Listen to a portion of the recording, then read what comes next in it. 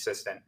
I'm very hesitant. Trust me, I love the kid line as much as the next guy, but I'm hesitant because I'm worried about those top two lines, about how inconsistent they're going to be. As you mentioned with Kreider and Zibanejad, they should be split up. I'm happy you're also mentioning this because I was going to mention it. I'm like, for sure, I'm going to get a lot of pushback by this. So I'm happy you're also saying it. Kreider, Zibanejad, the bromance is. I love the chemistry the guys have together. But I just think for the betterment of the team, it's better to split those guys up. Right. I think, especially early in the season when we don't know exactly if it'll work or not. Like, why not try it out for a couple games? Why not just stick it? If the Rangers start producing or whatever, like if the shooting percentage ticks up, because I know they've been getting unlucky. If you look at the analytics, it's definitely they're getting their chances, man. Like they're getting 35, 40 shots a game, and it's been like that for the first 13 games of the year. It's just their shooting percentage at even strength is not good at all.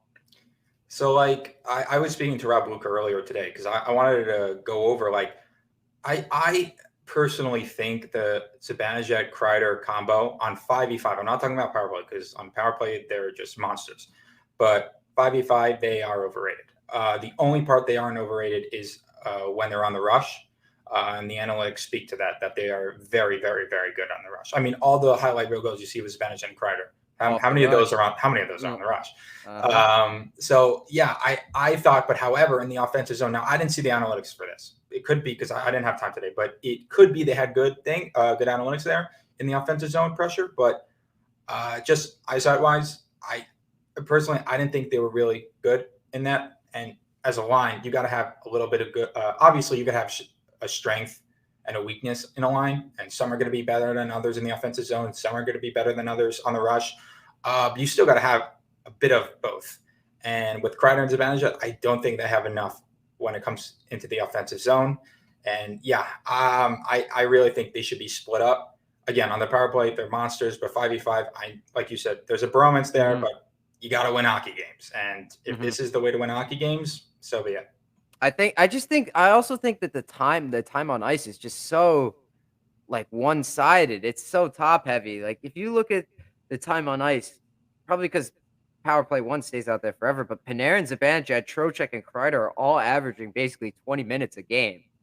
Hedl is only averaging 12 and a half minutes per game, and the fourth line is ineffective and used sparingly. Like Reeves and Carpenter average around 8.5 minutes a game. 8.5 minutes, man. Like that's nothing. Like the Rangers' fourth line was averaging 10, 11 minutes at even strength in 2013-14.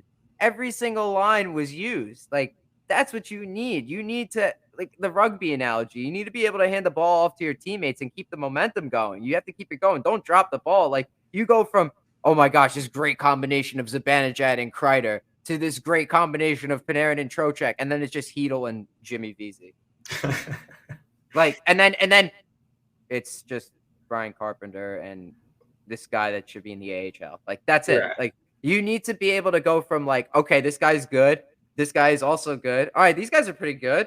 And then oh yeah, these guys are pretty fast. Like you need to be able to cycle through all your lines. And that's what Colorado does. Like, every single one of their guys is in on the forecheck. They all able to create offense in a different way. Like, Panarin and Zibanejad could probably cycle it till the end of time. Kreider could skate in straight lines up and down the ice forever.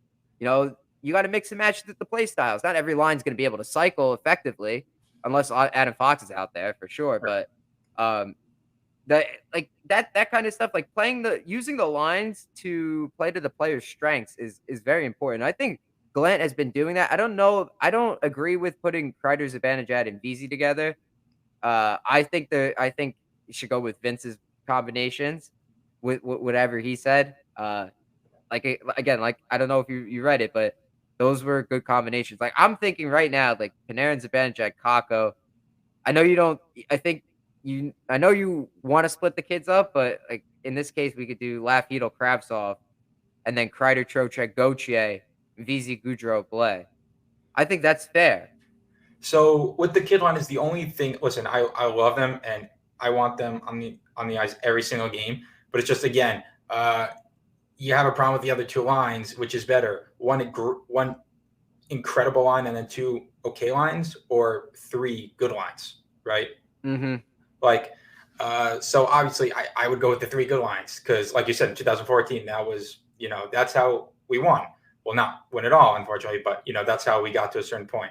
And yeah, like, listen, we don't have guys like Brian Boyle or Dominic Moore anymore on the fourth line. We have VC and Carpenter. And Yeah, we're definitely not as fast as that team right. either. That's a big thing.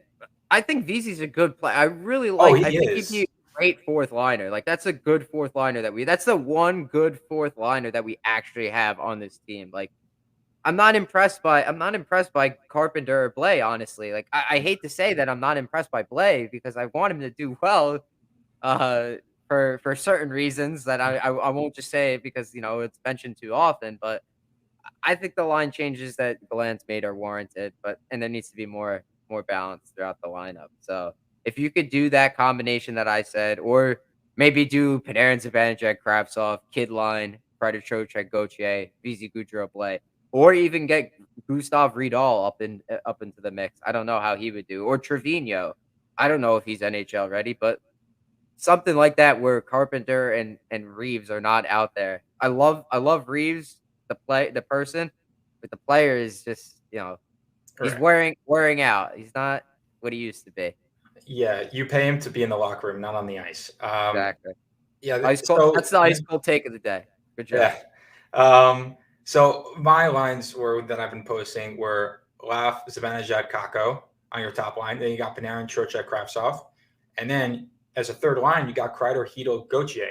Now that's a pretty fast and pretty skilled third line. Now, obviously, everyone's saying Kreider's on a third guy. You know, it's not. You don't put always your best players on the top line. I know that's a crazy thing to say for a lot of people, but it's always based off skill and